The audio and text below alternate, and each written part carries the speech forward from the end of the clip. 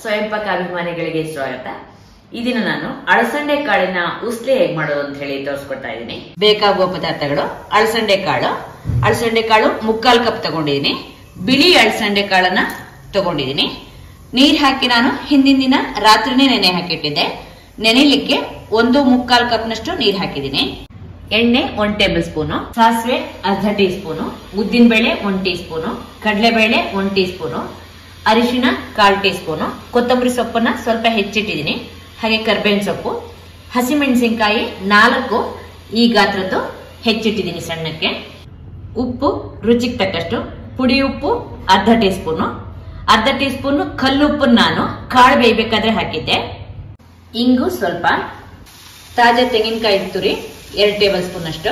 ನಿಮ್ಮ ಅಪೇಕ್ಷೆ ಮೇಲೆ ಕಾಯಿ ತುರಿ ನೀವು ಹೆಚ್ಚು ಕಡಿಮೆ ಮಾಡ್ಕೋಬಹುದು. ಲಿಂಬೆಹಣ್ಣು 1 ಇಟ್ಕೊಂಡಿದ್ದೀನಿ, ರಸ ನೋಡಿ ಆಮೇಲೆ ಹಾಕೊಳ್ಳೋಣ.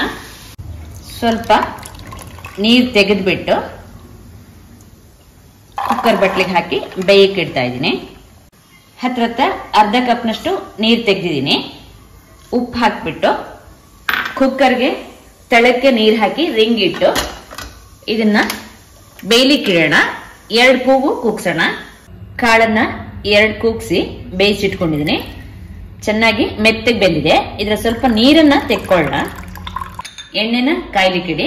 ಎಣ್ಣೆ ಕಾದ್ಮೇಲೆ ಸಾಸಿವೆ ಪಟಪಟ ಆದ್ಮೇಲೆ ಕಡಲೆಬೇಳೆ, ಉದ್ದಿನ ಬೇಳೆ, ಹೆಚ್ಚಿದ ಹಸಿಮೆಣಸಿನಕಾಯಿ ಬಿಳಿ ಬಣ್ಣಕ್ಕೆ ತಿರುಗಿದ್ಮೇಲೆ ಇಂಗ್ ಹಾಕಿ, ಹಾಗೆ ಅರಿಶಿಣ ಹಾಕಿ, ಕಾಳನ್ನ ಬಸಿ ಹಾಕೊಳ್ಳಿ ಅಥವಾ ನೀರನ್ನ ಚೆನ್ನಾಗಿ ತೆಕ್ಕೊಂಡು ಕಾಳನ್ನ ಒಗ್ಗರಣೆಗೆ ಹಾಕೊಳ್ಳೋಣ.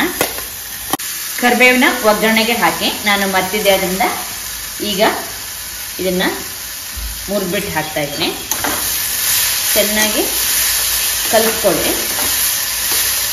ಉಪ್ಪು ಹಾಕಿ ಒಂಚೂರು ಬೆಲ್ಲ ಹಾಕೋಣ. ನಾನು ಜೇನಿ ಬೆಲ್ಲ ಇತ್ತಿದ್ರನ್ನ ಅದನ್ನೇ ಹಾಕೋತಿದ್ದೀನಿ, ಇಲ್ಲಾಂದ್ರೆ ಒಂದು ಸಣ್ಣ ತುಂಡು ಬೆಲ್ಲ ಹಾಕೊಂಡ್ರೆ ಸಾಕು. ಕಾಳನ್ನ 2 ನಿಮಿಷ ಚೆನ್ನಾಗಿ ಕೈಯಾಡಿದ್ದೀನಿ. ಸ್ಟವ್ ಆಫ್ ಮಾಡಿ ಕೊತ್ತಂಬರಿ ಸೊಪ್ಪು ಹೆಚ್ಚಿದ್ದು, ಹಾಗೆ ತೆಂಗಿನಕಾಯಿ ತುರಿ, ಲಿಂಬೆಹಣ್ಣಿನ ರಸ ಹಿಂಡೋಣ. ನಾನು 1/4 ಭಾಗದಷ್ಟು ಲಿಂಬೆಹಣ್ಣು ಹಾಕಿದ್ದೀನಿ, ದೊಡ್ಡ ಲಿಂಬೆಹಣ್ಣು ಆದ್ರಿಂದ.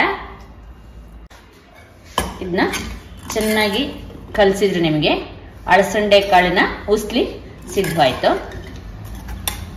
ನೋಡಿದ್ರಲ್ವಾ, ಸುಲಭವಾಗಿ ಮಾಡುವಂತಹ ರುಚಿಕರವಾದ ಅಳಸಂಡೆ ಕಾಳಿನ ಉಸ್ಲಿ ಹೇಗ್ ಮಾಡೋದು ಅಂತೇಳಿ. ನೀವು ಕೂಡ ನಿಮ್ಮ ಮನೆಯಲ್ಲಿ ಈ ಉಸ್ಲಿಯನ್ನು ಮಾಡಿಬಿಟ್ಟು ನಿಮ್ಮ ಅಭಿಪ್ರಾಯ ನಮ್ಗೆ ತಿಳಿಸಿ.